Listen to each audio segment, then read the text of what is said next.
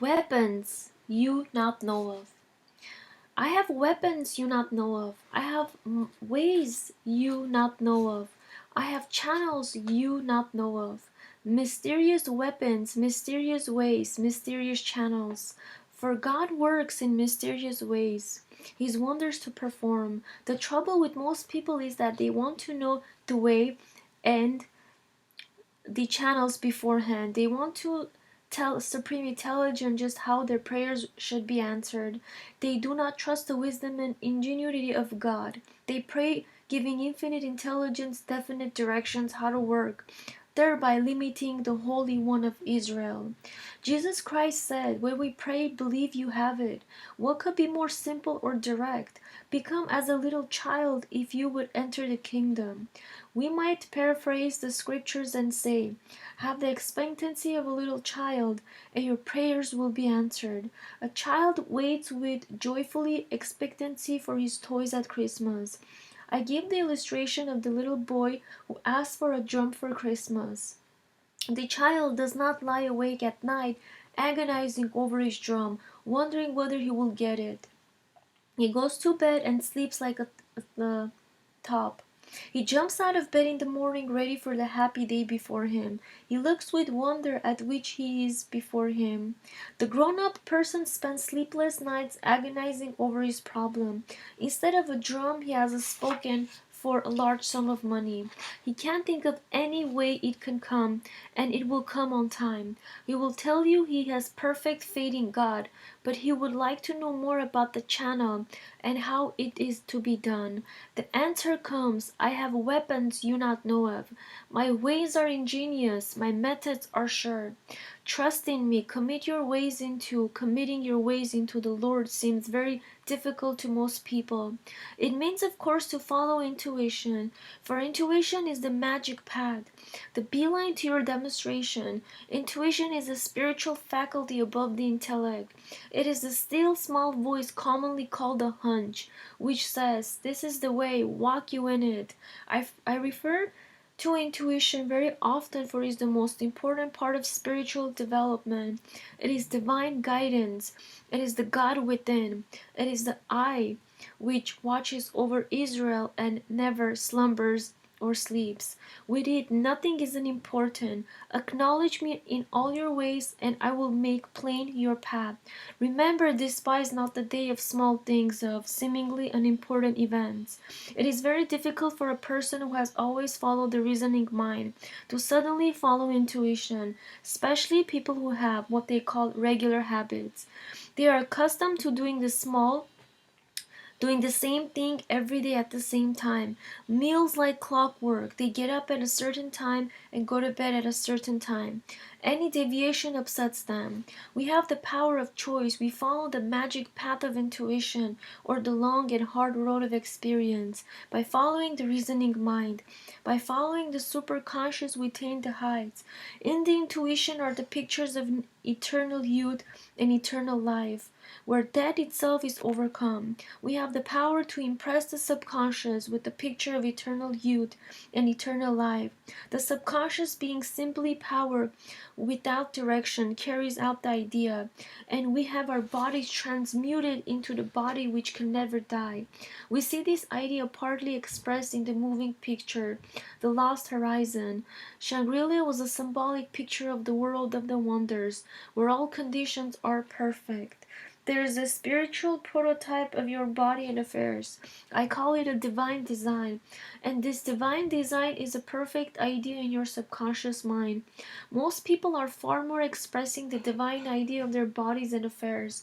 They have stamped the contrary pictures of disease, old age, and death upon the subconscious, and it has carefully carried out their orders. Now we must give a new order. Let me now express the divine idea in my mind, body, and affairs. If you will impress the subconscious by repeating this statement, you will be amazed at the changes which soon take place. You will be bombarded by new ideas and new ideals. A chemical change will take place in your body. Your environment will change for the better, for you are expanding rapidly into the divine plan, where all conditions are permanently perfect.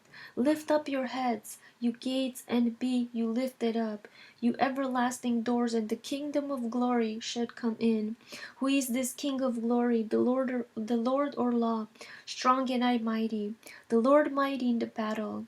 Now remember, the Bible is talking about thoughts and states of consciousness. Here is a picture of the perfect ideas of the superconscious mind, rushing into your conscious mind. Gates and doors are lifted up, and the kingdom of glory comes in. Who is this King of glory? The Lord strong and almighty, the Lord mighty in battle. This King of glory has weapons you not know of, and puts to flight the army of the aliens, the negative thoughts entrenched in your conscience for countless ages. These negative thoughts have always defeated the manifestation of your heart's desire. They are the thought forms which you have built upon in your subconscious by constantly thinking the same thoughts. You have built up a fixed idea. Life is hard and filled with disappointment. You will meet these thoughts as concrete experiences in your life, or out of the imagination of the heart come the issues of life. My ways are ways of pleasantness. We should all build up consciousness, a picture of peace, harmony, and beauty, and someday it will push itself into visibility. The divine idea of your life often flashes across consciousness as something too good to be true. Very few people fulfill their destinies. Destiny means the place you were destined to feel. We are fully equipped for the divine plan of our lives. We are more than equal to every situation. If we could get the realization back of these words, doors and would fly open and channels be cleared, we could actually hear the hum of divine activity, for we would be linked with infinite intelligence which knows no defeat. Opportunities would come to us from expected quarters. Divine activity would operate in and through all our affairs, and the divine idea come to pass. God is love, but God is law. If you love me, keep my commandments or laws. Dr. Ernest Wilson told me that his first knowledge of truth came through reading Emerson's Concentration. Concentration means loving absorption. We children lovingly absorb in their play. We can only be a success in a line which interests us greatly. Great inventors are never bored with their work, or they would not bring forth new inventions. Never try to force a child to be something he does not want to be. He will only prove a failure. The first start towards success is to be glad you are yourself. So many people are bored by themselves. They have no self-reliance and are always wishing they were someone else. When I was in London, I saw a man on the street selling a new song. It was called I am tickled to death I am me. I thought that was a wonderful idea. Start by being glad you are yourself, then you can expand rapidly into the divine plan of your life where you fulfill your destiny. You may be sure that the divine plan of your life will give you perfect satisfaction. You will no longer envy anyone. People often become impatient and discouraged. I was inspired by reading in the paper about Omaha, the famous racehorse. The article said, Omaha has to run a mile before he gets into his stride. There are no doubt a lot of Omahas in the world, but then can get into their spiritual stride and win the race in the twinkling of an eye. Delight thyself also in the Lord, and he should give the desires of thine heart. Delight thyself in law, and it will give to thee the desires of thy heart. Delighting yourself in the law means to enjoy making a demonstration. To enjoy trusting God means to be happy in following your intuitive leads. Most people say, oh dear, I've got to demonstrate money again. Or, oh dear, my hunches make me so nervous. I haven't the nerve to follow them. People enjoy playing golf and tennis. Why can't we enjoy playing the game of life? It is because we are playing with unseen forces. With golf or tennis, they have balls they can see and a goal which is visible to the naked eye. But how much more important it is this game of life.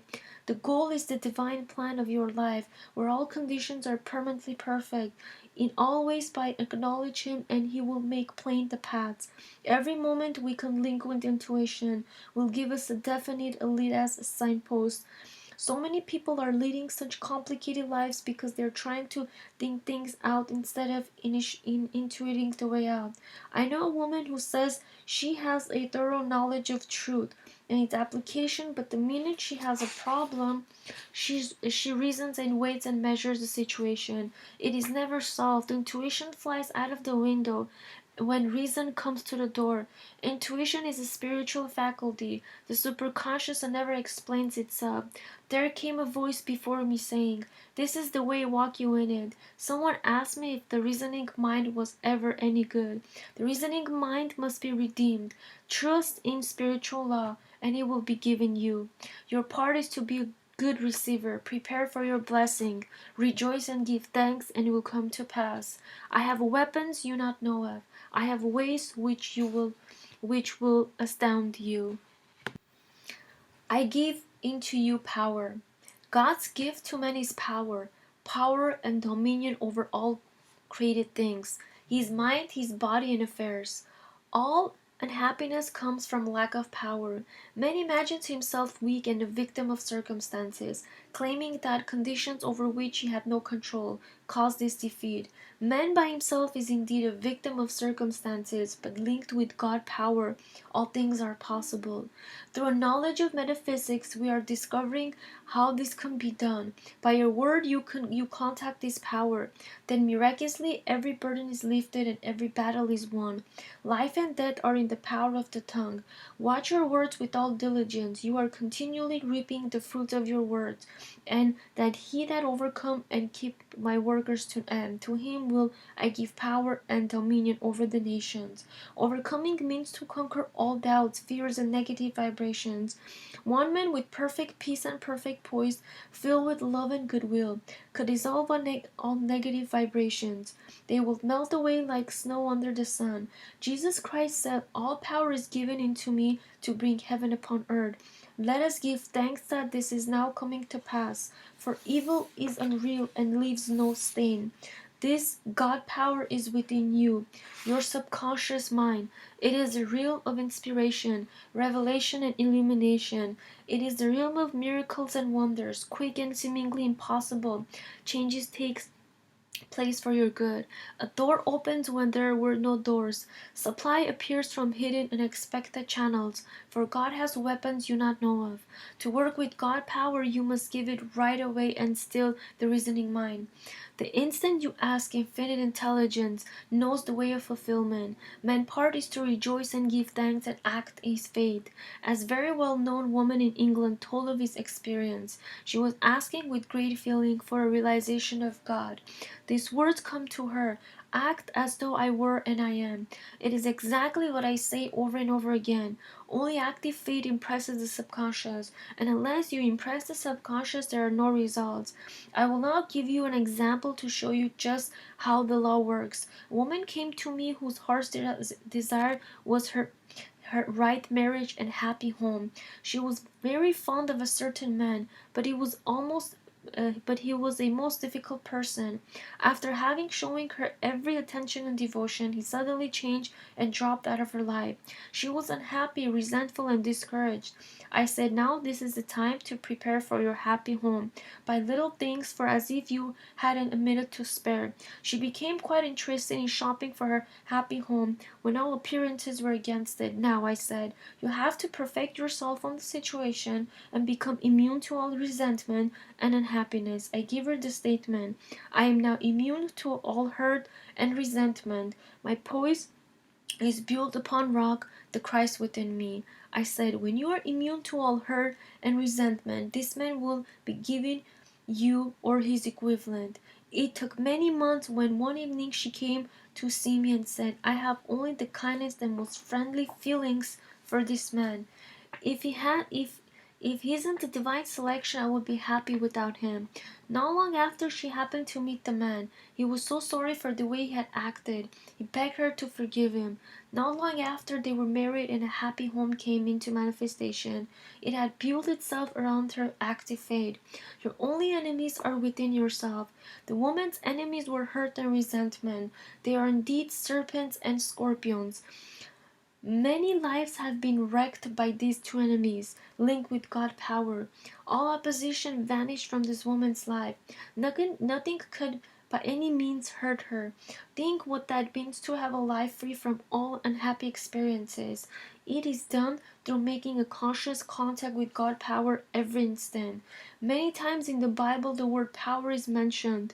Thou shalt remember the Lord thy God, for it is that great thy power to get wealth.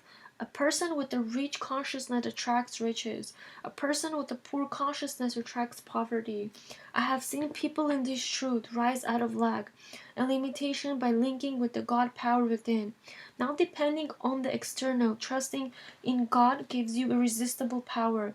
For this supreme intelligence only knows the way out of fulfillment. Trust in me, I will bring it to pass. All our knowledge of truth can bring us to that God is the only power, one presence, one plan.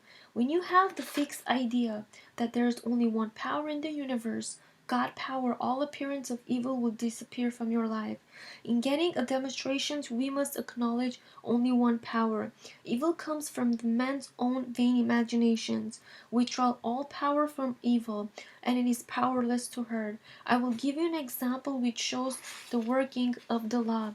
I was in a restaurant with a friend who spilled something on her dress. She was sure it would leave a stain. I said, "We give a statement." I made the statement, "Evil isn't real and leaves no stain," I said. Now don't leave it into infinite intelligence. In about an hour we took a look and there was no the slightest stain. What is true of a little thing is true of a big thing. You can use this statement for past misfortunes or mistakes, and somehow or other, under grace, the effects will disappear. They will leave no stain. Many people are using personal power instead of God power, which always brings a happy reaction. Personal power means forcing personal will.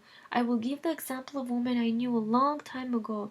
She married a man who worked on a newspaper drawing a comic strip. His drawings demanded a knowledge of slang, which he used on every occasion. She decided he should cultivate his mind and read the classics. They moved to a college town so that he could go to college. She insisted upon his going to college. He resisted a little at first, then he grew to like it. Soon he was slipped into the classics. He wouldn't talk anything about Plato and Aristotle. He wanted the food cooked the way they cooked, and eat the simple food they ate. Her life had become a nightmare.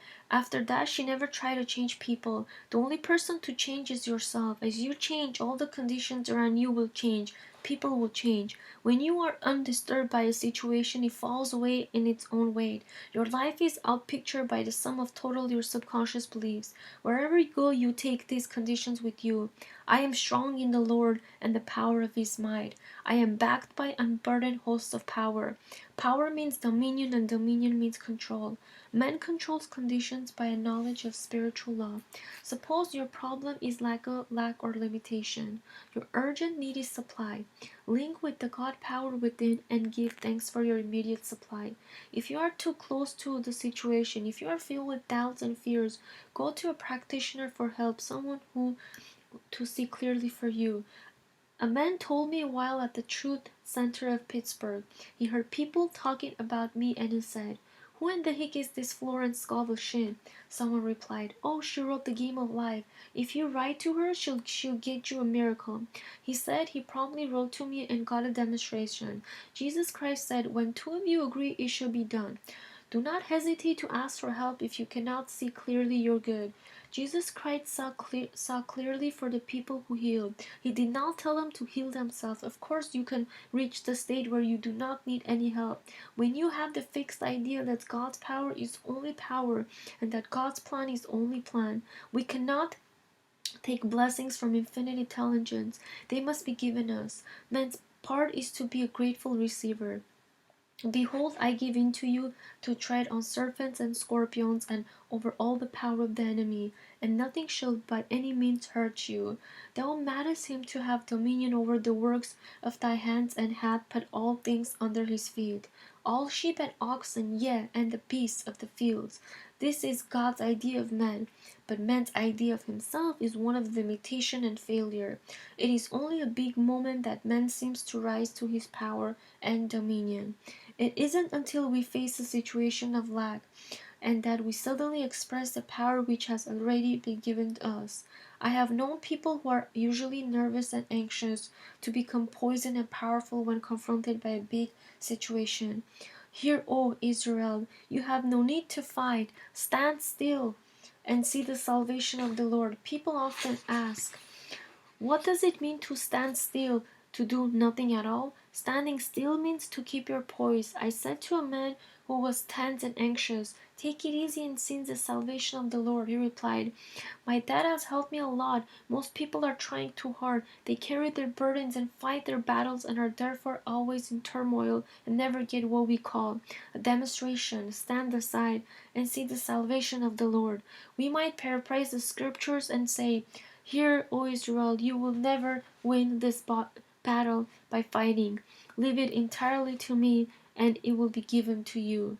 Following the magic path of intuition, you escape all complications and friction, and make a beeline to your demonstration. Remember, you are told not to despise the day of small things. It is a great mistake to think that anything is unimportant. I was going to a shop to buy 2 articles. In my vicinity are 2 shops, an expensive one and where all the things are a little cheaper, but the articles are exactly the same. The reasoning mind said go to the cheaper place, but the intuition said go to the expensive place, of course. I followed the magic path. I told the clerk what I wanted. He said the 2 articles are today sold for the price of one because they are advertising one of the products. So intuition led me to the right place and price. Difference in price was only about 50 cents, but intuition always look looks after our interests. If I had been trying to go to get something cheap, I would have gone to the other shop and paid twice as much. Learn from the little things and you will be ready to handle the big things. Studying closely the scriptures, we find God's gift to man is power. The things and conditions automatically follow. God gives man power to get well. He gives man power over the elements. He gives man power to heal sickness and to cast out devils. They say they that wait upon the Lord shall renew their strength. They shall mount up to the wings and eagles. They shall run and not be weary, and shall walk and not faint. Let us realize that this invisible power is within reach of all. Whatsoever called on the name of Lord shall be delivered. So find the word links men with omnipotent. This supreme intelligence is more than equal to lifting every burden and fighting every battle. All power is given into me to bring my all power is given into me to bring my heaven upon earth. Fear not. Be strong, fear not. Fear is man's only adversary. You face defeat whenever you are fearful. Fear of lack, fear of failure, fear of loss, fear of personality, fear of criticism. Fear robs you of all power, for you have lost your contact with the universal powerhouse. Why are you fearful, O you of little faith? Fear is inverted fate. It is fate turned upside down. When you are fearful, you begin to attract the thing you fear. You are magnetizing it. You are hypnotized by the race thought when you are afraid. Daniel was undisturbed because he knew his God was stronger than the lions.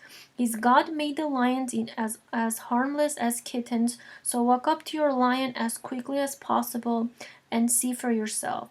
Perhaps all your life you've been running away from some particular lion. It has made your life miserable and your hair gray. A hairdresser once told me that she knew a woman whose gray hair returned to its natural color when she stopped worry. A woman said to me during an interview, "I'm not a bit fearful, but I worry a lot." Fear and worry are twins and are the same energy. They're the same thing. If you were fearless, your worry cells would be dried up.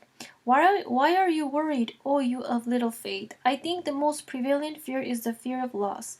Perhaps you have everything that life can give, but in creeps the old lion of apprehension. You hear him growling, "It's too good to be true. It can't last. If it gets your attention, you may well worry." Many people have lost what they prize most dearly in life. That is because invariably they fear loss. The only weapon you can use against your lion is your word. Your word is your wand, filled with magic and power. You wave your wand over your lion and transmute him into a kitten. But the lion will remain a lion unless you walk up to him. You may well ask, how do we walk up to lions? Moses said to his people, "Fear you not, stand still and see the salvation of the Lord, which he will show you to this day. For the Egyptians whom you have seen today, you shall see them again no more forever. The Lord should fight for you, and you should hold your peace."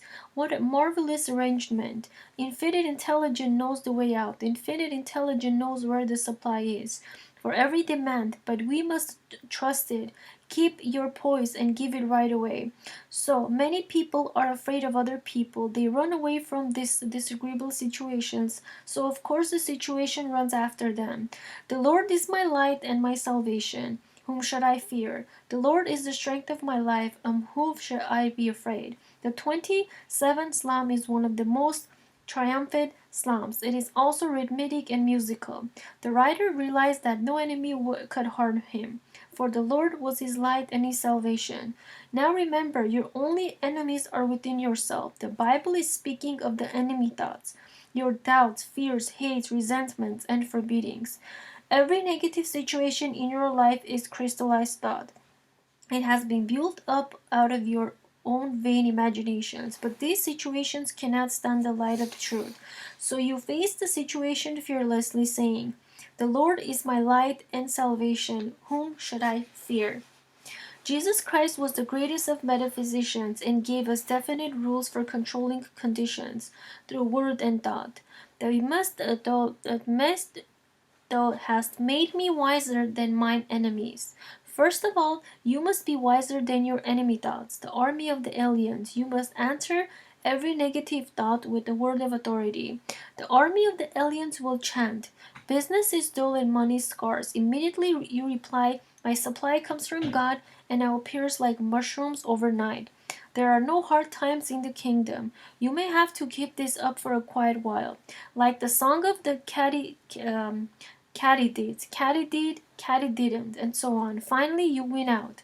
For the truth must prevail, and you have put to flight the army of the aliens. Then, when you are off your guard, the army of the aliens begins again.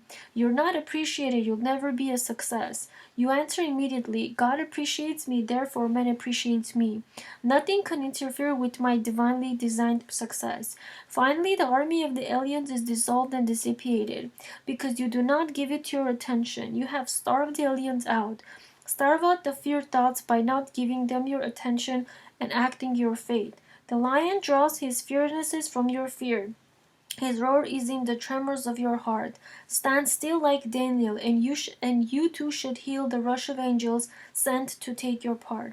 The mission of Jesus Christ was to wake up people, awake the sleeped. People were asleep in a Adamic dream of opposites. Lack, loss, failure, sin, sickness, and death seemed realities to them. The story of Adam is that he ate of the tree of illusion and fell into a deep sleep. In this deep sleep, he vainly imagined good and evil. Bernard Shaw, in his book Back to Methuselah, says Adam invented murder, birth and death, and all negative conditions. It was the development of the reasoning mind, of course. Adam stands for genetic mind. In the generic of Eden stage, man functioned only in the superconscious. Whatever he desired or required was always at hand. With the development of the reasoning mind came the fall of the man. He reasoned himself into lack, limitations, and failure. He earned his bread by the sweat of the brow instead of being divinely provided for.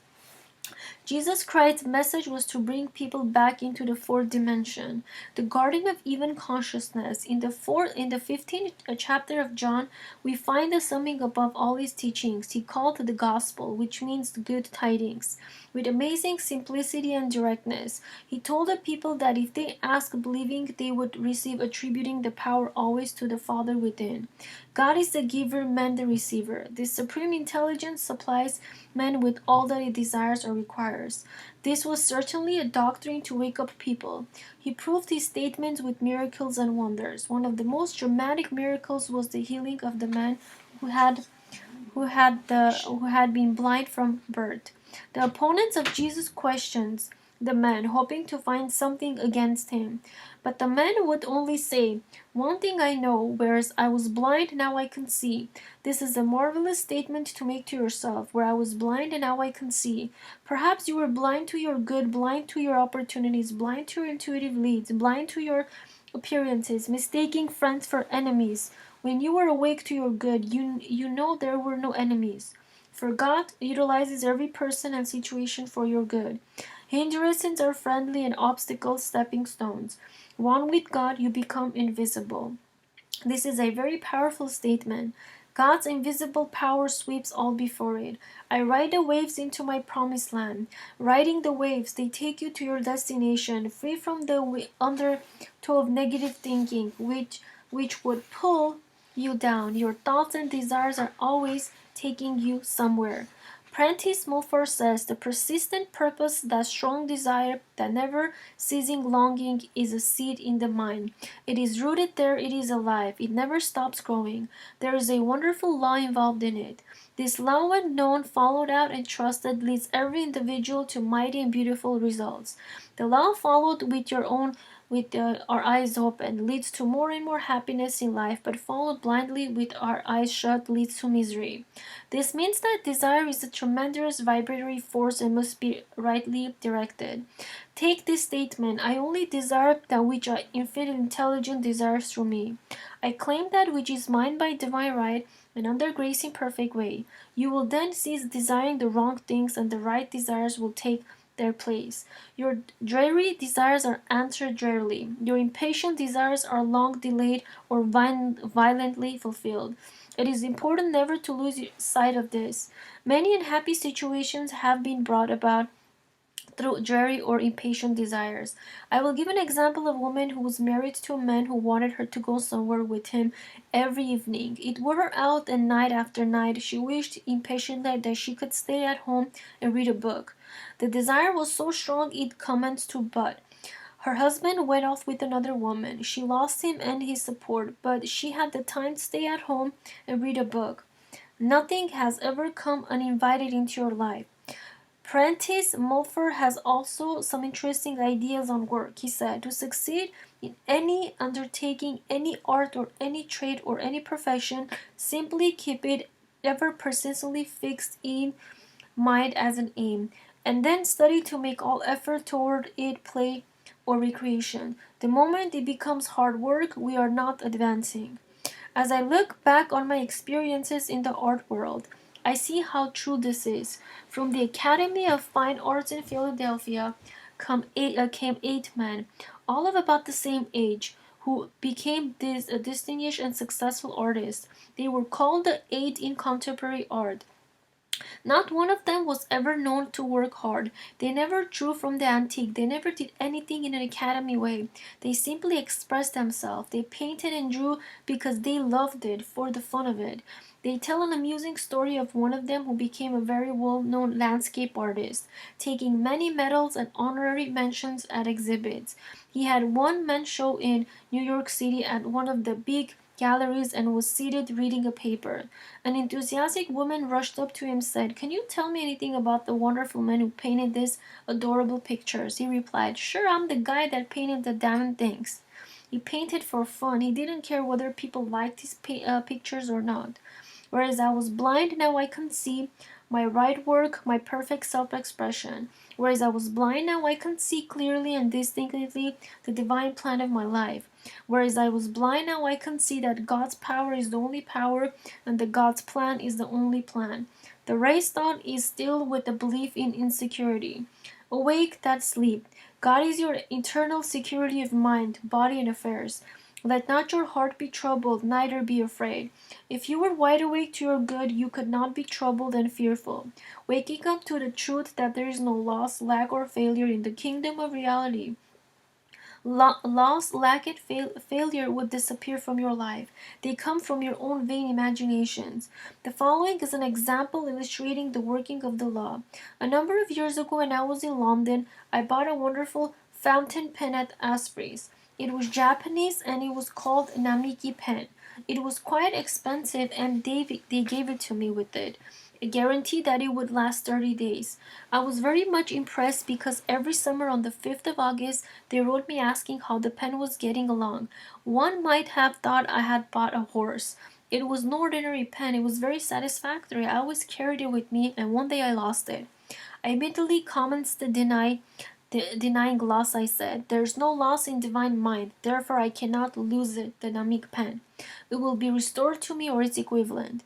No shops that I knew of in New York City carried these pens, and London was a long way off. But I was charged with divine confidence. I couldn't lose the Namiki pen.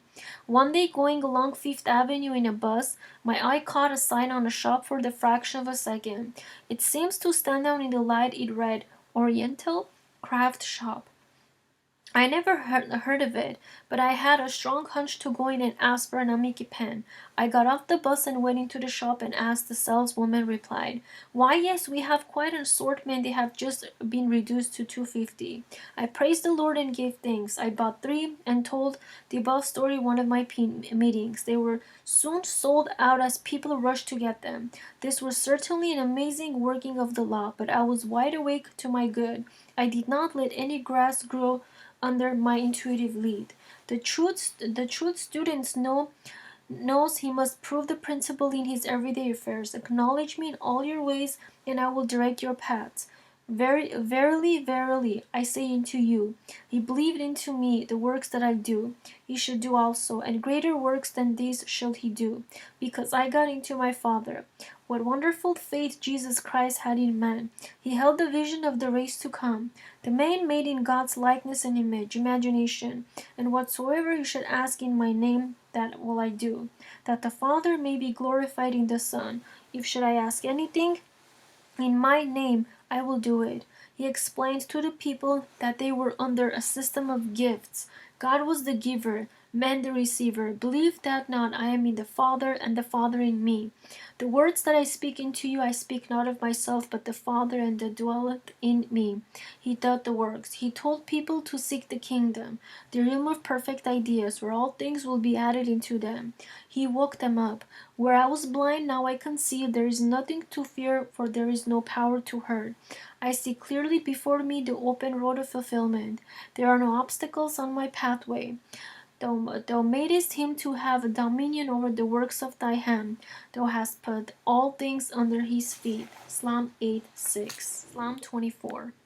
In the dictionary, I find the word glory defined as radiant splendor. Mine eyes have seen the radiance of the Lord.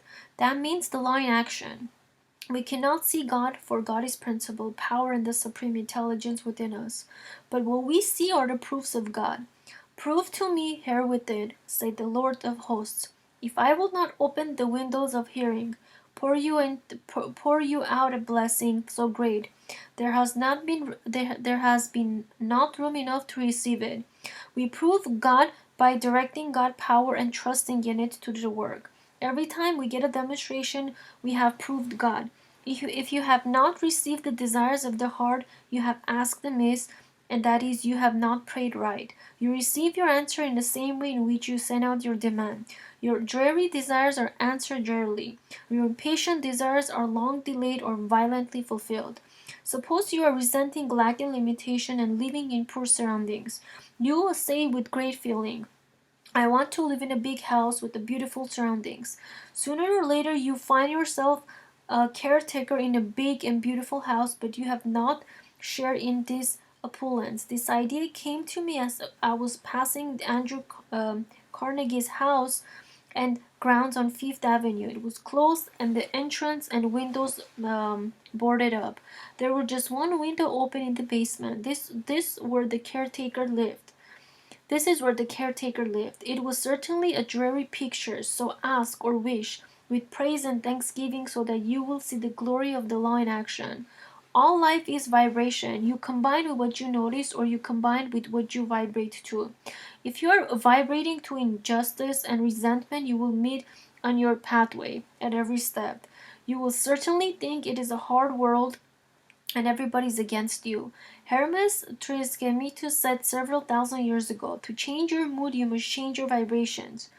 I may I make it even stronger. I say to change your world, you must change your vibrations. Turn on a different current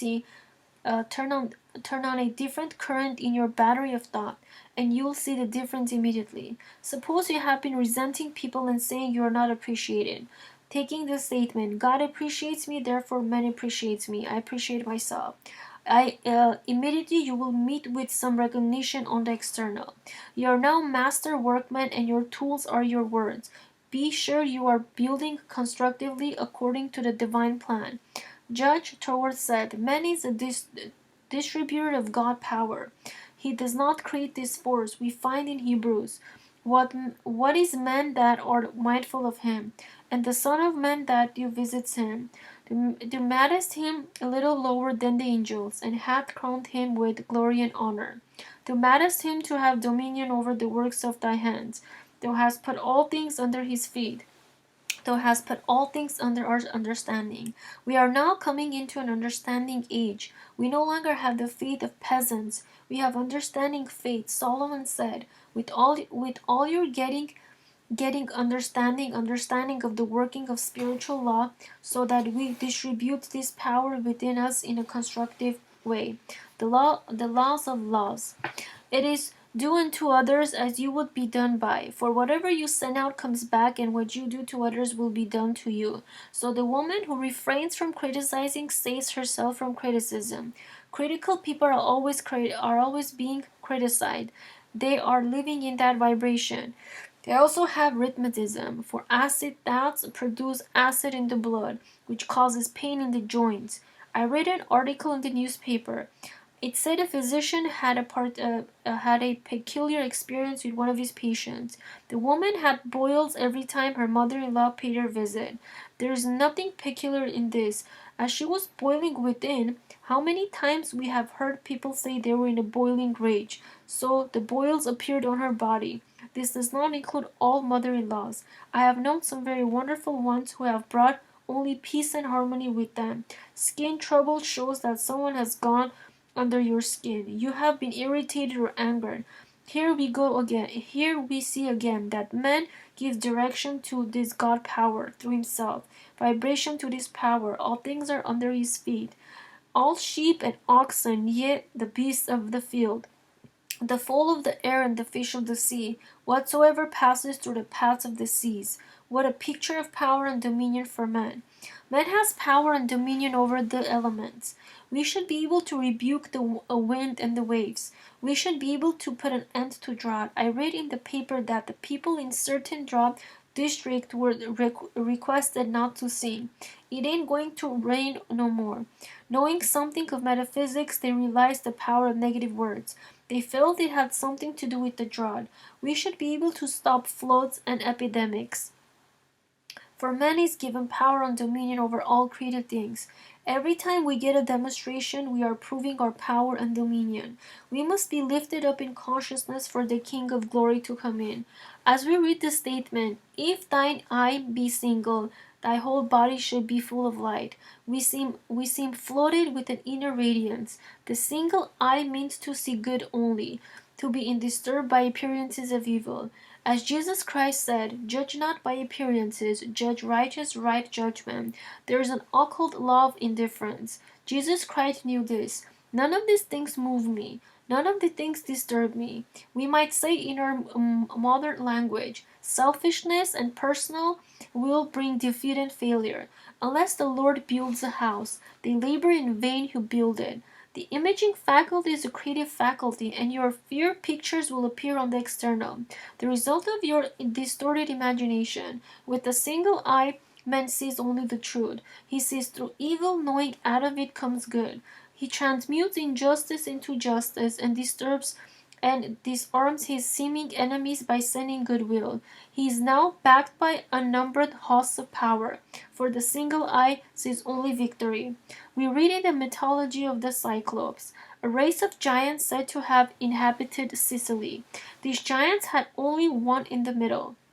These giants had only one eye in the middle of the forehead. The seat of the imaging faculty is situated in the forehead, between the eyes. So these fabled giants came from this idea. You are indeed a giant when you have the single eye.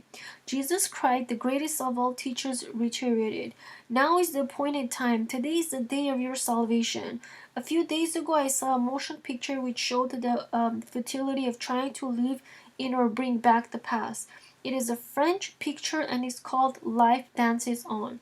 It is the story of a woman who was, when 16, had gone to her first ball. She is now a widow of about 35. She had married for money and had never known happiness. When burning old paper, she came across a faded dance program. One of it were the names of 6 men she had danced with at the ball. Each had sworn to love her all his life. As she sits with the program in her hands, the memory of the ball is pictured on the screen. A scene of loveliness. The dancers almost floated to the strains of an entrancing waltz. Her life is now empty and she dies to recover her lost youth by finding out what had become of the men whose names were on the program. A friend who is with her says you cannot recapture your lost youth. If you go back, you lose the things of today. However, she goes in search of them, and with all comes delusion. One did not remember her at all. When she said, "Don't you remember me? I am Christine," replied. Christine who? Some of them were living sordid lives. At last she returns to the town of her girlhood, where the fifth man lived. He had become a hairdresser. He talks to her gaily of old times. While he gives her a permanent wave, he says, "I don't suppose you remember your first ball. It was right here in this town, and tonight there will be a dance in the same place. Do you come with me? It will remind you of the old days." She goes to the ball. Everything looks cheap and tawdry. Unattractive, bodily dressed men are on the dance floor. She requests the orchestra to play her waltz, the waltz of her lost youth. Her escort tells her the others won't like such an old-fashioned waltz. However, they played it. The contrast is too much, as her illusions have vanished. She realized the ball she remembers never really existed the way she thought it did. It was only an illusion of the past. She could not recapture her past.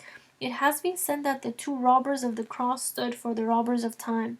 One spoke of the past and one of the future. And Jesus Christ replied, "Now is the appointed time. Today they shall be with me in paradise." In the old Sanskrit poem we are told, "Look well therefore to this day. Such is the salutation of the dawn. All worry and fear are robbers of time." The occult law underlying indifference is one of the most profound, for it contains the attainment of a state of consciousness in which the outer world of sensation has influence upon the action of the mind, and it can therefore be complete at one moment with the divine mind. Most people's lives are a succession of disturbances, lack, loss, limitation, mother-in-laws, landlords, debt, or injustice. This world was popularly known as the Vale of Tears. People were all mixed up in their own affairs, fighting their battles and carrying their burdens. If a man judges by appearances, he finds himself in an area most of the time. The arena of adverse conditions and facing lions of lack and limitations. If thine eye be evil, if you are imagining adverse conditions, thy whole body shall be full of darkness. If therefore the light that there is be darkness, how great is that darkness? The light of the body is the inner eye or imaging faculty. If therefore thine be single, you are seeing only one power, one plan, and one planner. Your body and affairs will be full of light. See yourself daily bathed in the light of the Christ. This inner radiance is invisible power and dissolves anything not. Divinely planned, it dissolves all appearance of disease, lack, loss, or limitation. It dissolves adverse conditions or any weapon that is formed against you. We have always had our command this light when your eye is single. We should learn to turn on this light with the same assurance with which we turn on the electric light. Seek you first the kingdom of God and his righteousness, and all right things should be added into you. The Chinese proverb says, "The philosopher leaves the cuff of his coat to the tailor. So leave the plan of your life to the divine planner, and you will find all conditions permanently perfect."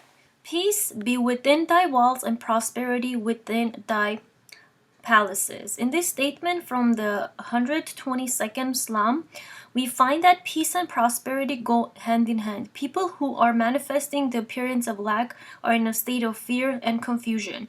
They are not wide awake to their good and miss leads and opportunities.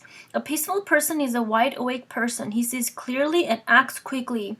He never misses a trick. I have seen people discontent and unhappy changed completely. I will give an example in order to prove the working of the law. A woman came to me in a state of abject sorrow. She looked the part.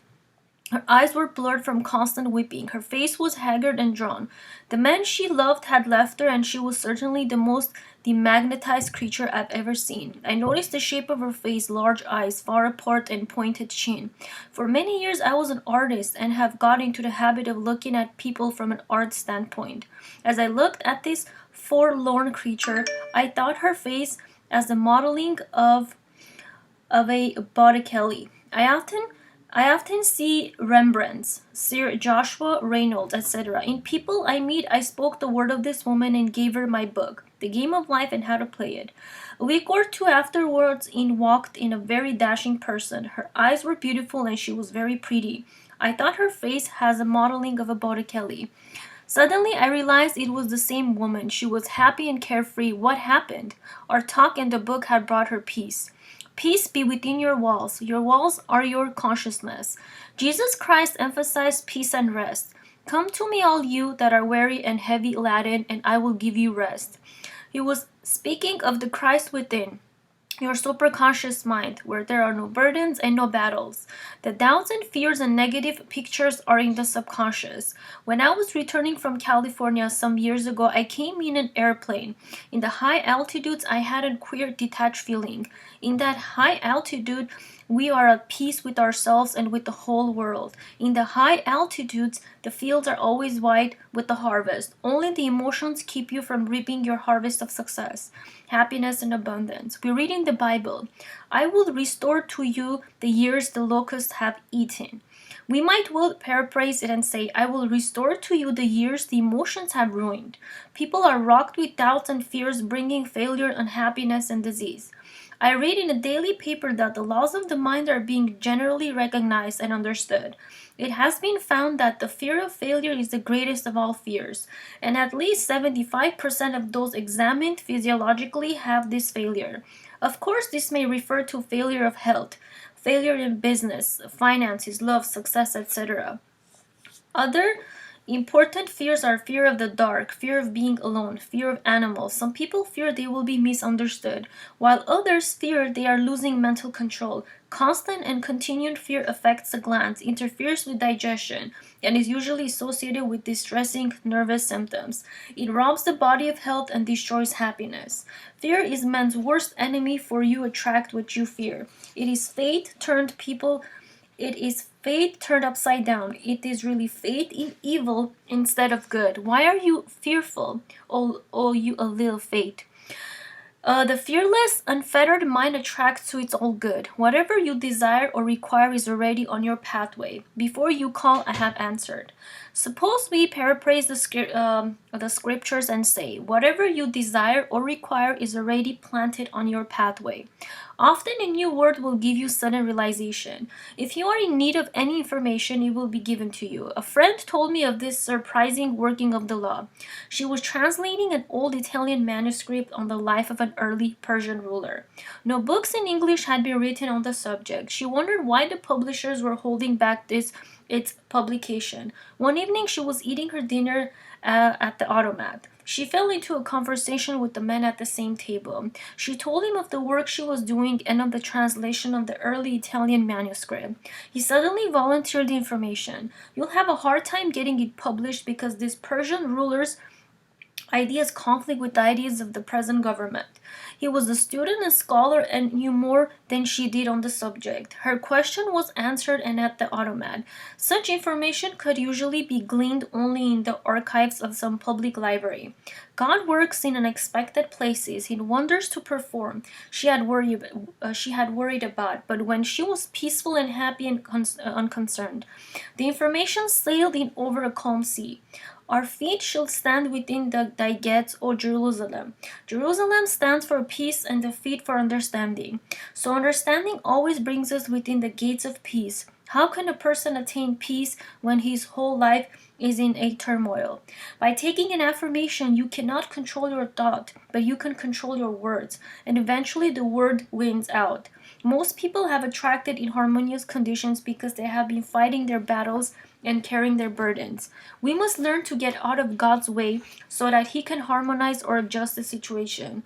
The word harmonize is a very good one. For I have been crooked places made straight, and adjustment made that no human mind could have thought of it. All that the kingdom affords is yours if you will give infinite intelligence right away, for it has already supplied a lavish supply for every demand. But it must be fully trusted. If you doubt or fear, you lose your contact with the supreme force. So if you are filled with doubts and fears, it is necessary to do something to show your faith.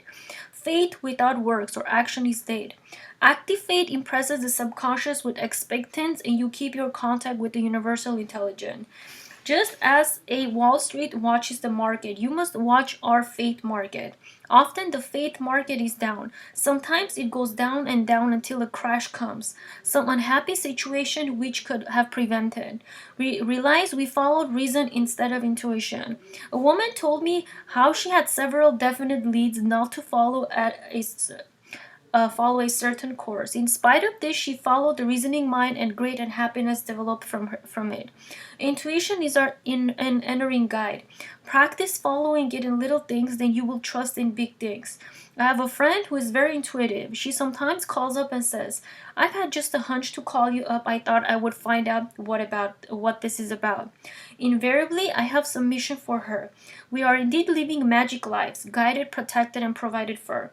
All fear will be banished forever with the realization of this amazing system of the universal has provided for man. He would be unmoved by adverse appearances, knowing as the early Hebrews knew that Jehovah goes before and every battle is won.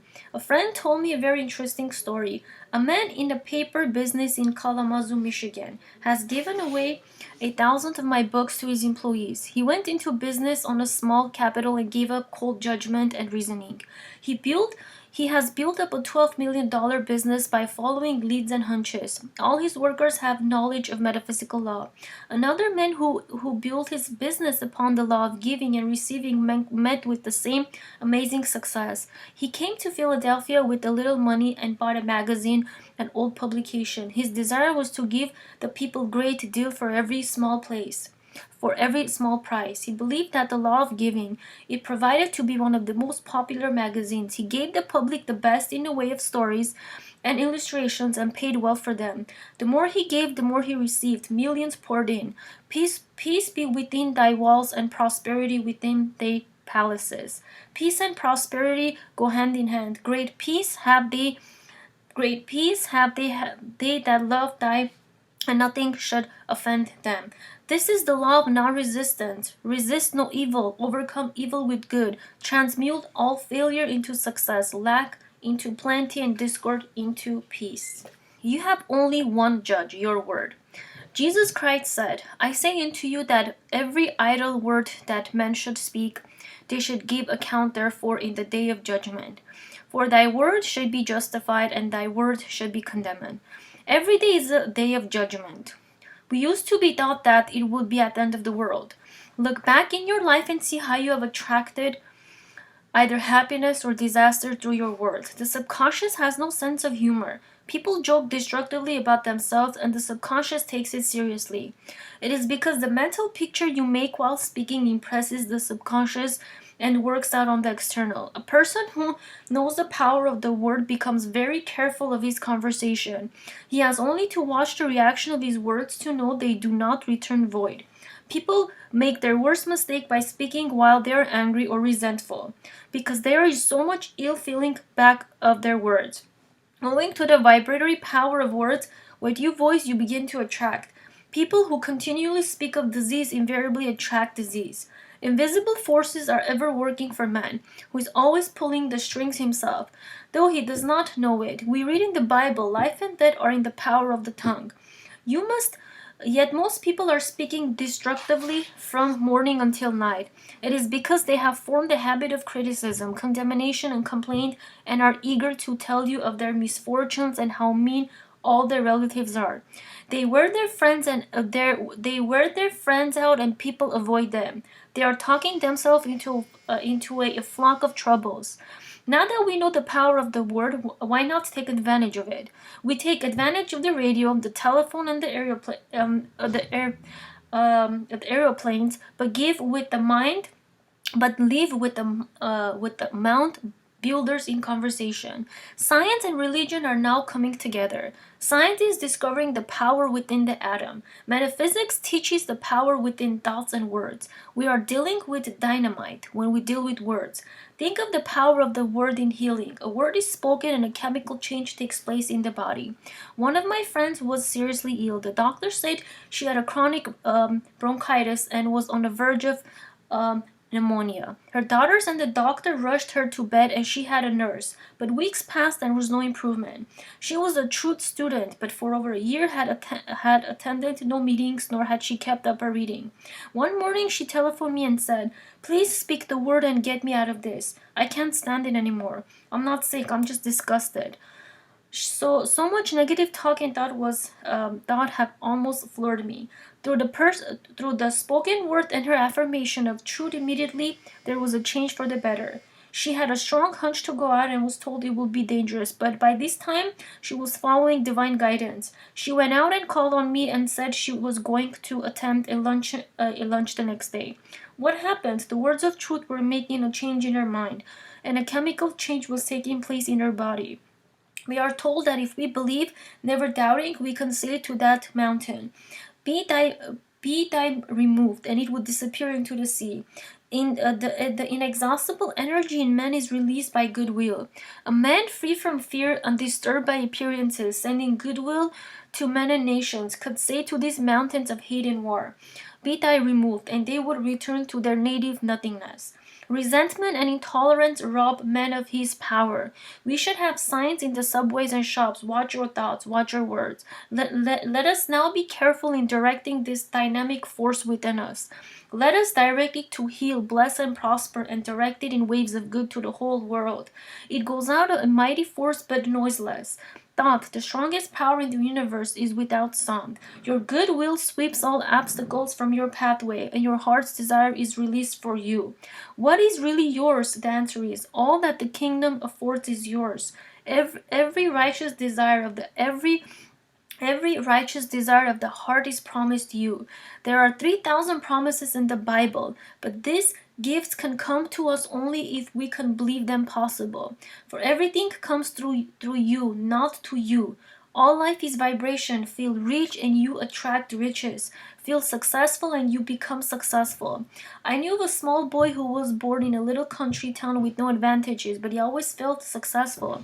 He had the conviction that when he grew up, he would be a big artist. No one could discourage him because he was success. He had only success thoughts. He radiated success. At an early age, he left the small town and went to a big city, and to support himself, he got a position as a newspaper artist on a daily paper. All this without previous preparation. It never occurred to him that he could not be done. He went to an art school and immediately became a shining light. He never studied in an academic way. Whatever he once saw, he remembered. In a few years, he went to a still larger city and became a well-known artist.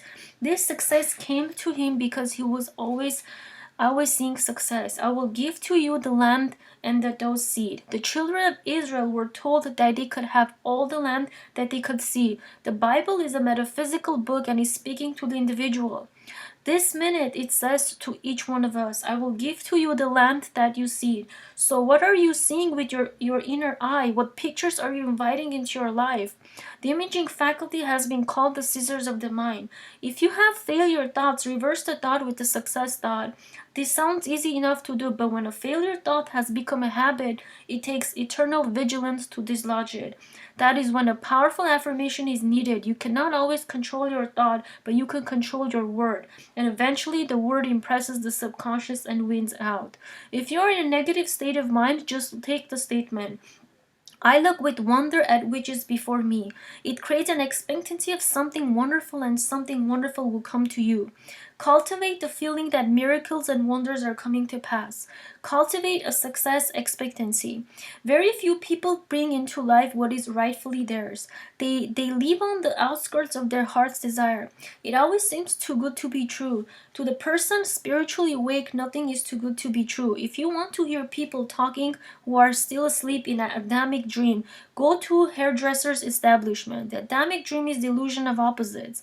Adam fell into a deep sleep having eaten of the true illusion. Of course, Adam stands for generic man, the race man. The race man vainly imagine loss, lack, failure, sin, sickness, and death.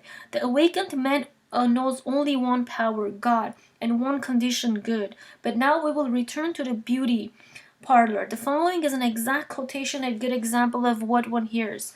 A woman sat down near me and said in a loud voice, "This place is too warm. Turn something on or open something."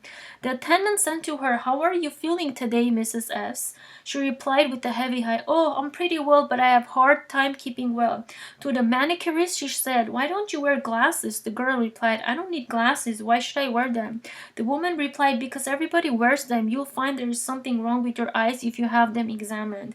When she finally leaves, they all feel limp and wonder if they are really well or only seem to be well. She leaves a trail of apprehension and gloom. This is a sample of what one hears from nearly every booth.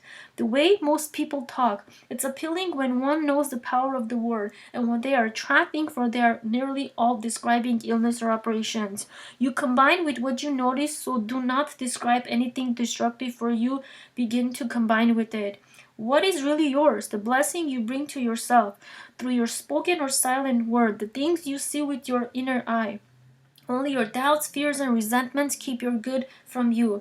If you hate or resent a situation, you have fastened it to you, for you attract what you fear or dislike. For example, someone has been unjust to you, and you are filled with wrath and resentment. You cannot forgive that person.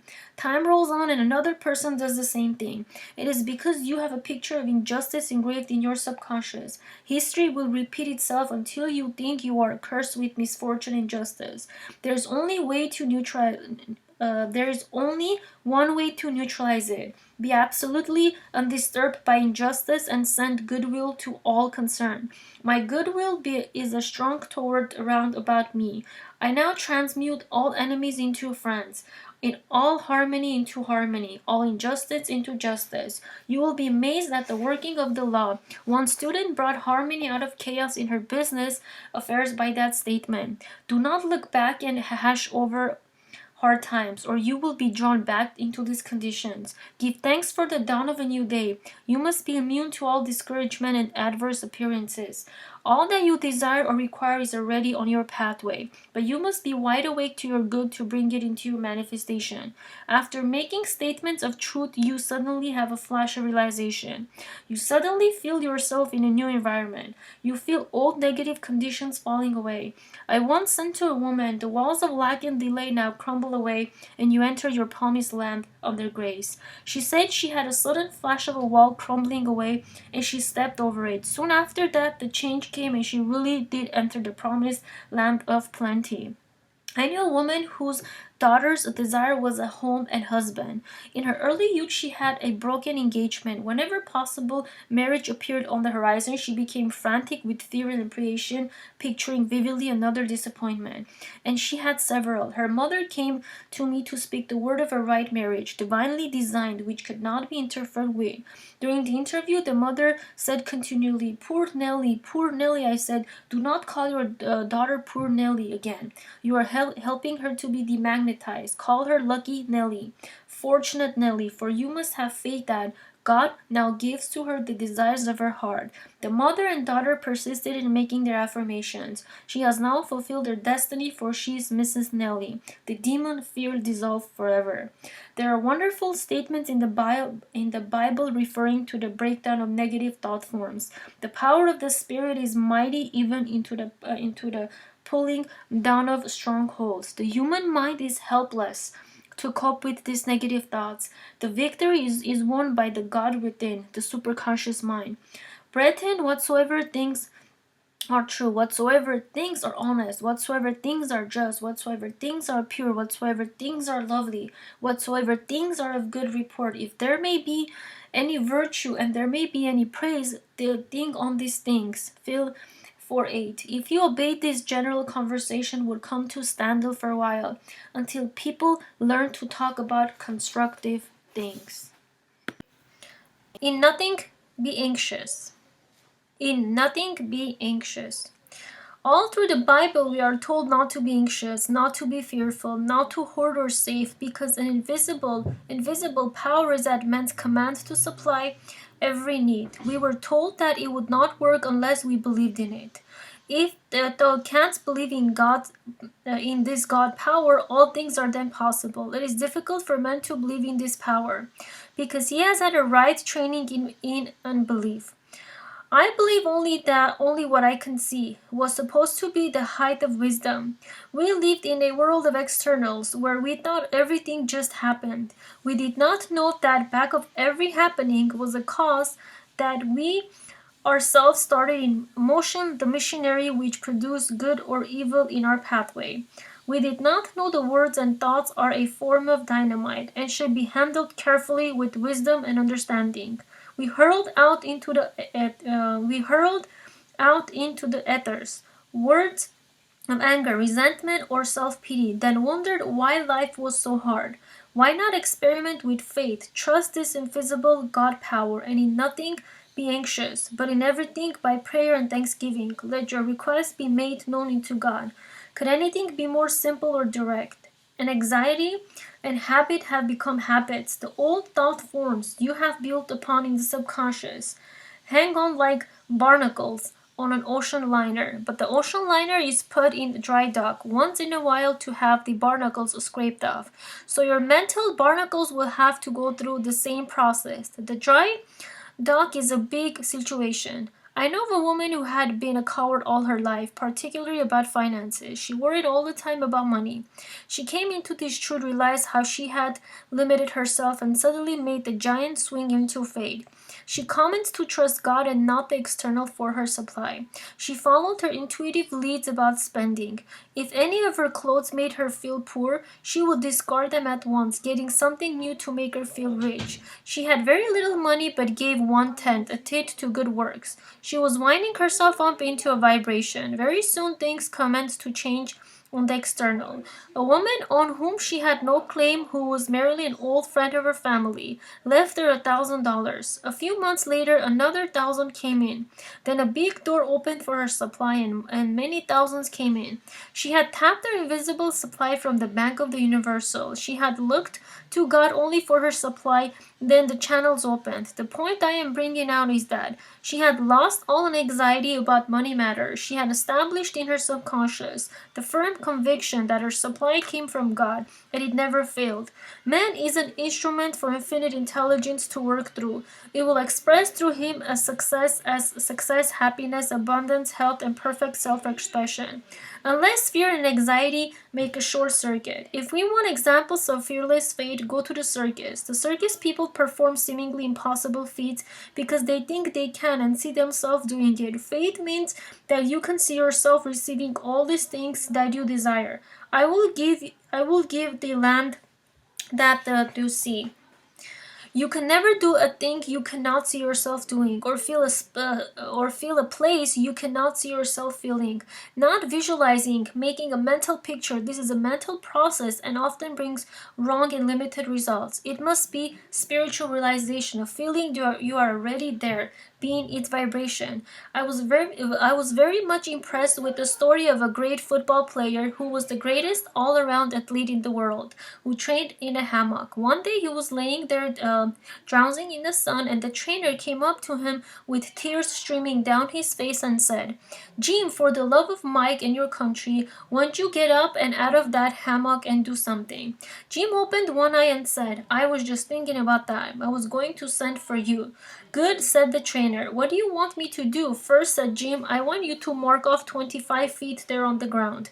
The trainer did so. "Then what?" said the trainer. "That's all," Jim said. And he closed his eyes and swung happily. After at least 5 minutes he opened them and looked at the marks for a few seconds and then closed his eyes again. "What's the idea?" yelled the trainer. "What are you doing?" Jim looked at him reproachfully and replied, "I'm practicing the broad jump."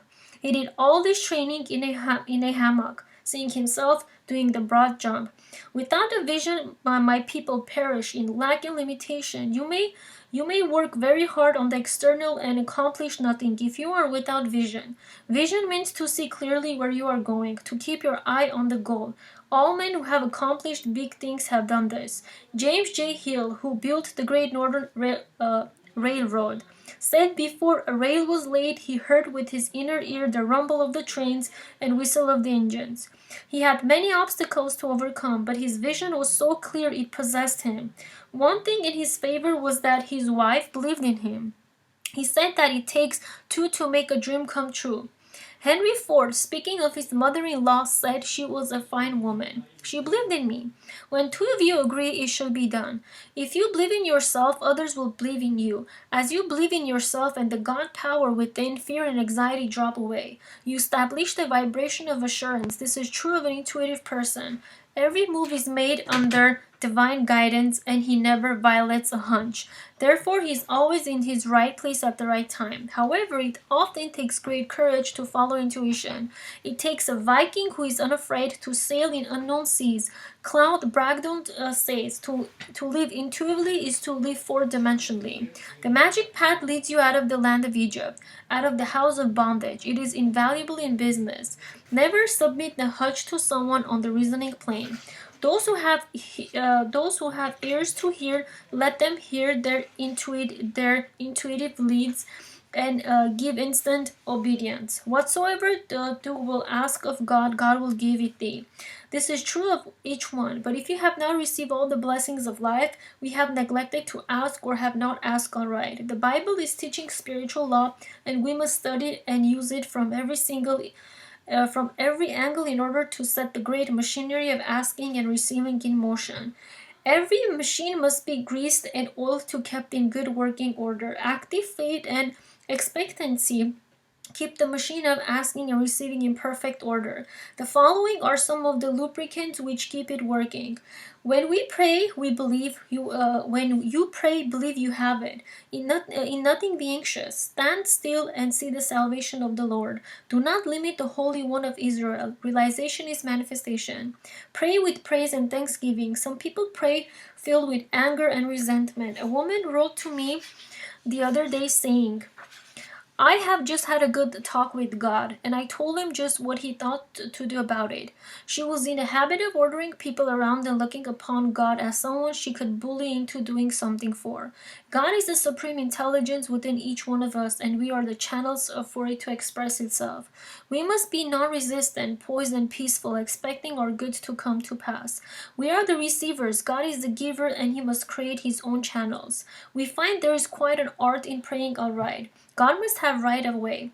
His way, not your way. The moment you make your demand, infinite intelligence knows the way of fulfillment. If you decide how your prayer shall be answered, you have blocked in the divinely designed channel. Then you are up to say, "I never have my prayers answered." We must acquire a technique and send out a sincere desire, which is a prayer. We are free from all clutch or anxiety when we say, "If this is according to the divine plan, we will receive it. If not, give us its equivalent." Be careful not to force anything not divinely planned. We must note that linked with God power, nothing can defeat us. God's ways are ingenious. His methods are sure. Two of the most beautiful psalms are the 23rd and the 2100 and 21st. Both give one a feeling of absolute security, and we were written by a man who had experienced the working of spiritual law. The God within protects, guides, and provides when fully, truly trusted. Most people lose what they love most through fear of loss. They take every precaution on the external, not trusting the protection of the eye, which watches over Israel. Put whatever you love under the law of divine protection. The most important part of demonstrating is showing fearless faith. I will go before thee and make the crooked places straight. I will break in pieces the gates of brass and cut in asunder the bars of iron.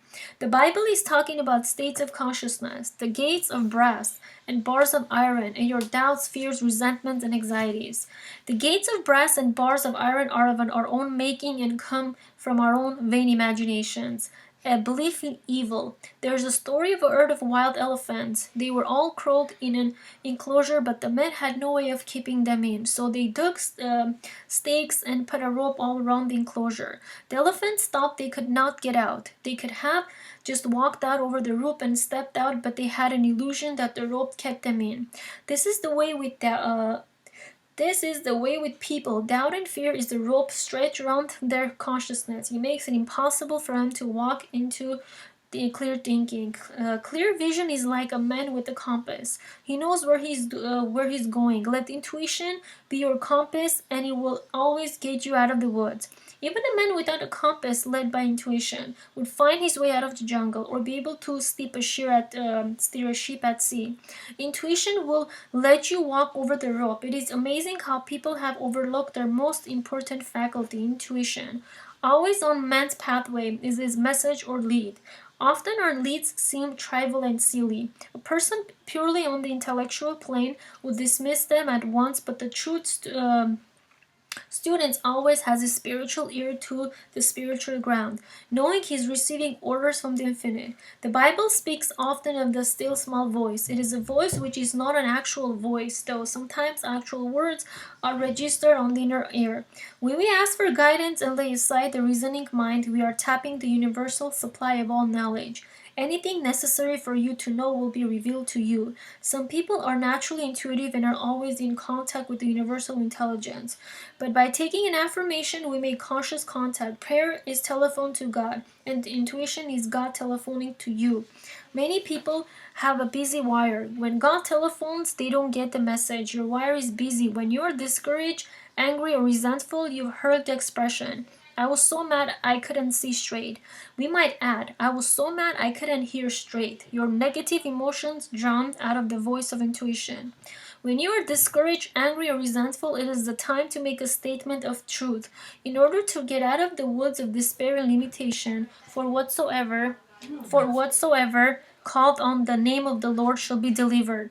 There is a way out. Reveal to me the way. We must stop planning, plotting, and scheming and let infinite intelligence solve the problem in its own way. God power is subtle, silent, and irresistible. It levels mountains and fills in valleys and knows no defeat. Our part is to prepare for our blessings and follow our intuitive leads. We now give infinite intelligence right of way. Little fate. All through the Bible, man is told not to be afraid. Fear is a man's only enemy. It is fate turned upside down. Jesus Christ said, Why are you fearful, O you of little faith? If you can only believe, all things are possible, linked with God power. Man is invisible. The story of Jehoshaphat is the story of an individual. So often he seems outnumbered by adverse appearances, but he hears the same voice of the infinite saying, Be not be afraid or dismayed by reason of this great multitude, for the battle is not yours but God's. Jehoshaphat and his army were even told that they would not need to fight the battle. Set yourself, stand you still, and see the salvation of the Lord, for the battle was God's, not theirs. Jehoshaphat appointed singers into the Lord to praise the beauty of holiness as they went out before the army, saying, Praise the Lord for his mercy, on the road forever. When they came toward the watchtower in the wilderness, they looked toward the multitude, and behold, they were dead. The enemy had destroyed itself. There was nothing to fight.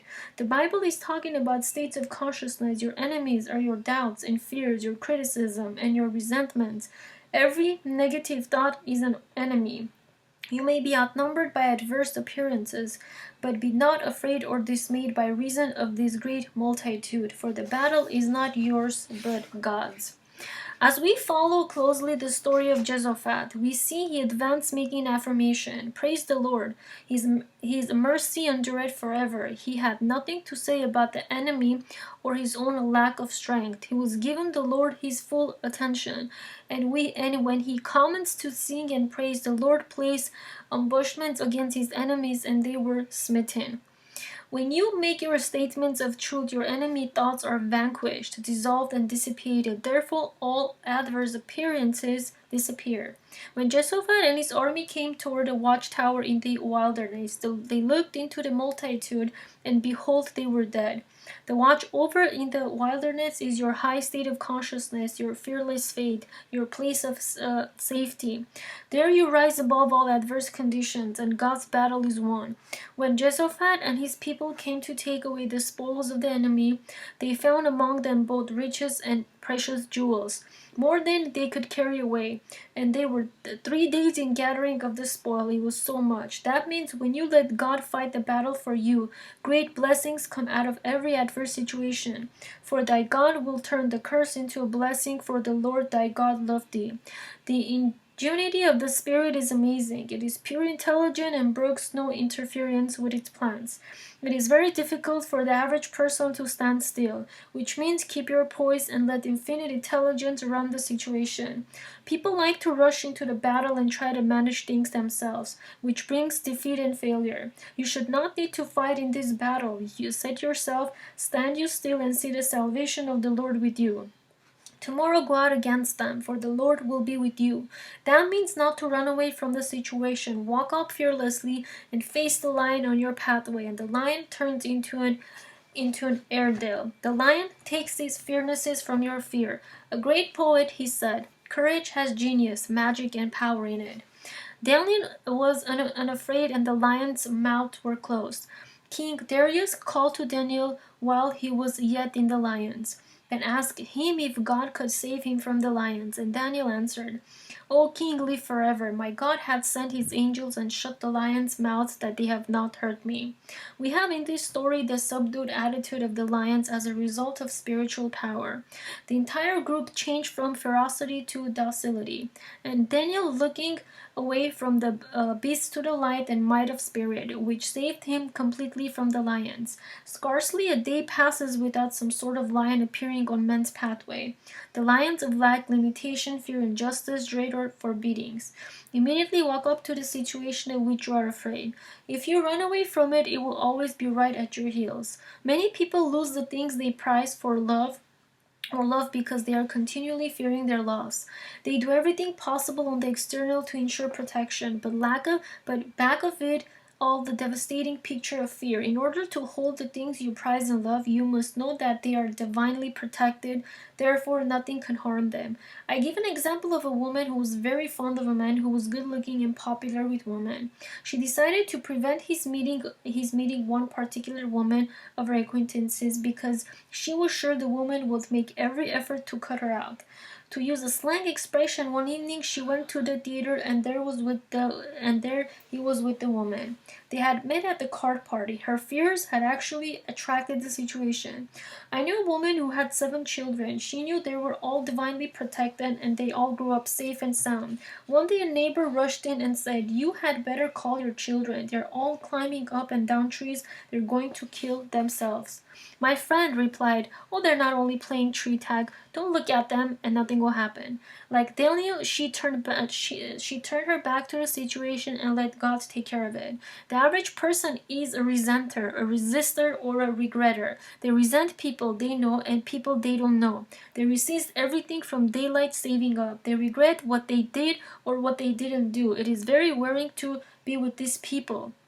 They exhaust all their friends. It is because they are not living in the wonderful now and are losing all the tricks in the game of life. It is heaven to be unafraid and the life fully in the now. That is to be fearless in using what we have knowing back of us in abundance of the spirits to draw upon. We know the fearless faith and the spoken word release this supply, but the power of the word was known in Egypt thousands of years ago. We read the Bible, "Behold, I make all things new."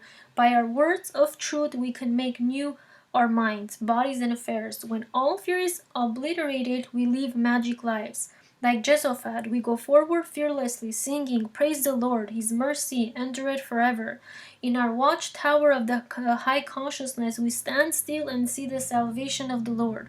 Christianity is founded on faith. Faith gives on a sublime appearance of one's good. One may be surrounded by adverse appearances, but this sublime assurance impresses the subconscious mind, and a way opens for the manifestation of health, wealth, and happiness. There is an endless, invisible supply for every man. Before we called, we were answered. This supply is waited to be released by faith and the spoken word. We find that Jesus Christ taught an exact science. At the World's Fair, there was a panorama of New York City in the Edison Building. At dusk, when the city was being lighted up, the building showed a myriad of lights. The man explaining the exhibit said, "The city is lighted by the power of electricity at the turn of a switch, the turn of a hand." Edison was the man who had faith in the laws of electricity. He knew that what could be done with it if they were harnessed and directed. It seemed to have intelligence of its own. He created a dynamo through which it would work.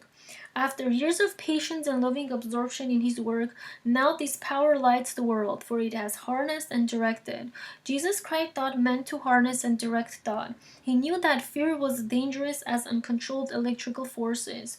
Words and thoughts must be handled with wisdom and understanding. The imagination is man's workshop, and imagination running wild and building up fear pictures is just about as safe as riding a bucking broncho. We were born and brought up in an age of doubt and fear. We were told that the age of miracles was over and to expect the worst. An optimistic person was laughed at. A bright remark was, a pessimist is a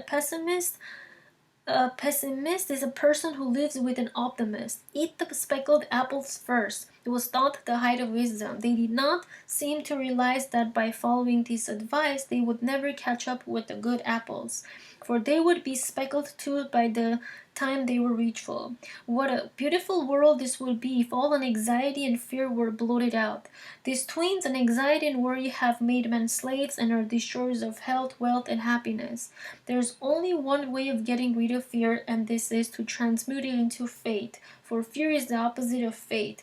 Why are you fearful, O you little of faith? These words ring down through the centuries. Jesus Christ thought that the Father within man could be absolutely trusted to guide, protect, and provide when man believes it's possible. Jesus Christ demonstrated this God power over and over again in order to convince his people of his followers. Out of the invisible supply, he brought the loaves and fishes. He raised the dead and took money from the fishes' mouths. He told them, "Greater things shall you do, for I am going." We know he was teaching an exact science, the science of mind, the power of thought, and the power of the word. We must have faith, for faith registers the idea in the subconscious mind. When an idea is once registered in the subconscious, it must objectify. That is the reason Jesus Christ told people that if they believed, which is having faith, all things were possible. How are we to get rid of this anxiety, which might call anti-faith? The only way to neutralize it is to walk up to the thing you are afraid of. There was a man who had lost all his money. He was living in very poor quarters, and all the people around him were poor, and he was afraid to spend the little he had. All he had was about $5. He tried to get to work, but everyone had turned him down. He awoke one morning to face another day of lack and disappointment when the idea or hunch came to him to go to the horse show. It took about all he had, but he was fired with the idea of being with rich and successful people again. He was tired of his limited surroundings. He fearlessly spent the money for a ticket to the horse show. There he met an old friend who said, "Hello, Jim. Where have you been all this time?" Before the show was over, the old friend gave him a wonderful position in his firm. His hunch and fearless attitude towards money had put him in a new vibration of success. Form the habit of making giant swings into faith. You will receive marvelous returns. As has already been noted, we took with an amazement at the people in the circus performing their remarkable feats. These people have the faith that they can perform these acts and see themselves doing them. You cannot accomplish anything you cannot see yourself accomplishing. These difficult feats are all matter of poison balance. Your success and happiness depends upon your poison balance. Trusting God is like walking a slack wire. Doubt and fear cause you to lose your balance and fall off into lack and limitation. Like the circus performer, it takes practice. No matter how many times you fail, try it again. Soon you will acquire the habit of poison balance. Then the world is yours. You will walk joyfully into your kingdom. The circus performers all seem to love their work, no matter how difficult.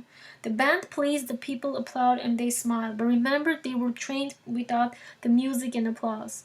Rhythm, harmony, and balance are the keys to success and happiness. When you are out of rhythm, you are out of luck.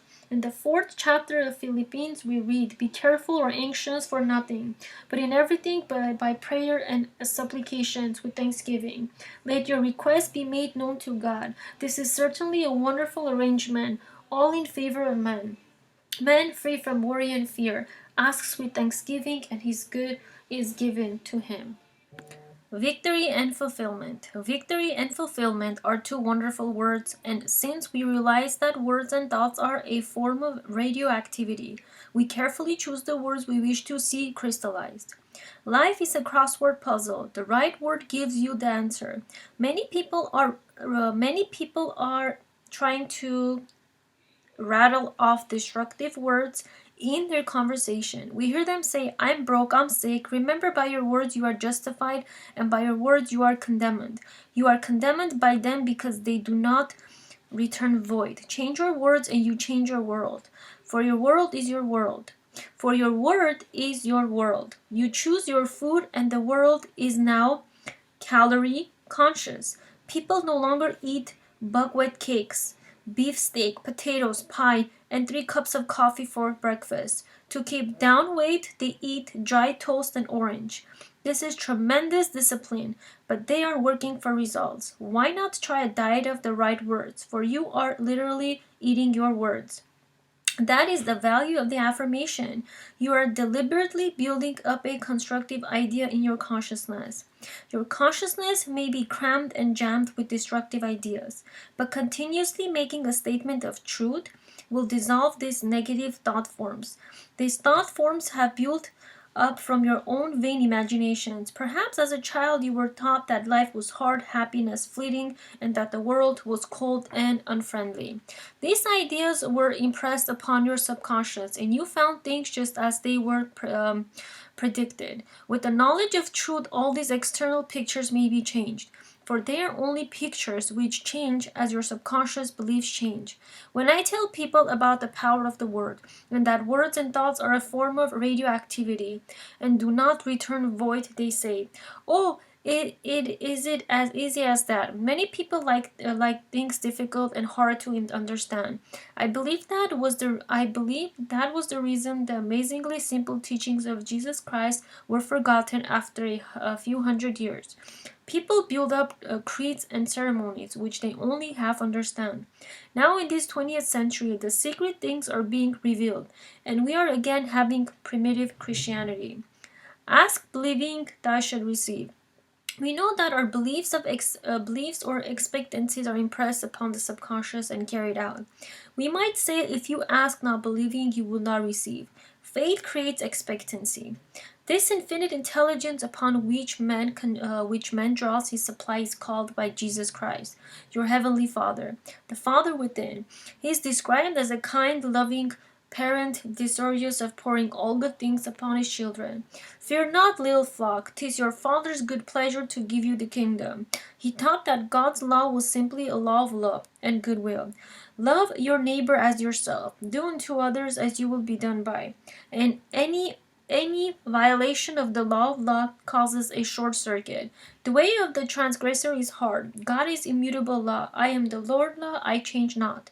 Divine ideas are immutable, not subject to change. What wonderful words, immutable, not subject to change. A woman came to me filled with fears and forebodings. She said for years she had been pursued by the fear that even if she should receive the desire of her heart, something would happen to spoil it. I gave her the statement, the divine plan of your life is a perfect idea in divine mind, incorruptible and indestructible, and cannot be spoiled in any way. A great load was lifted from her consciousness. For the first time in years, she had a feeling of joy and freedom. Know the truth, and the truth gives you a sense of freedom. Soon then comes the actual freedom on the external. The supreme intelligence is what man becomes one with when he speaks the word. This supreme intelligence awaits man's direction, but it must have right of way. It must not be limited. Divine activity in your body brings health. There's only one disease, congestion, and one cure, circulation. Congestion and stagnation are the same thing. People say they have got into a rut. A new idea will take them out of a rut. We must get out of the rut of negative thinking. The word enthusiasm in the dictionary is defined: to be inspired or possessed by a god. Enthusiasm is divine fire and kindles enthusiasm in others. To be a good salesman, you must be enthusiastic about the articles you are selling. If you are bored with your business or uninterested, the fires go out and no one else will be interested. A woman came to me for success in business. She said, "I have a shop, but it is usually empty. I do not bother to open it until late in the day. What's the use?" I replied. There is indeed no use so long as you feel the way you do. You are keeping people away. Become enthusiastic over what you have to sell. Be enthusiastic about yourself. Be enthusiastic about the God power within you. And get up early to open your shop and be ready for the big crowd. By this time, she was all wound up with the divine expectancy. She dashed down to her shop as early as possible, and people were waiting outside and poured in all day. People often say to me, "Treat my business." I say, "No, I will treat you, for you are your business." Your quality of thought penetrates every article for sale and all the conditions connected with it. Jesus Christ was divinely enthusiastic about the message he had to bring to the Father within each man. He was enthusiastic about faith. He told the people that whatsoever they ask in his name will be given them. It was a message of asking and receiving. He told them just how to comply with spiritual law. Ask believing, you shall receive. When you pray, believe you have it. Why are you fearful, O you of little faith? After 2,000 years, his divine fire is rekindled in the consciousness of all truth students. We are living a Christian renaissance, a new birth, a revival of Christianity. He taught a universal principle without creed or ceremony. We see members of all religions, denominations coming into this truth movement. It does not take them away from their churches. In fact, many clergymen are now teaching what the metaphysicians are teaching, for Jesus Christ is the greatest of all metaphysicians, because he proved his principles and brought miracles to pass. He sent forth his disciples to preach the gospel and heal the sick. For about 300 years his message survived. Then his divine fire was lost, and the words, "Be thou healed," were no longer spoken. Creed and ceremony took their place. We see people flocking to these truth centers to be healed, blessed, and prospered.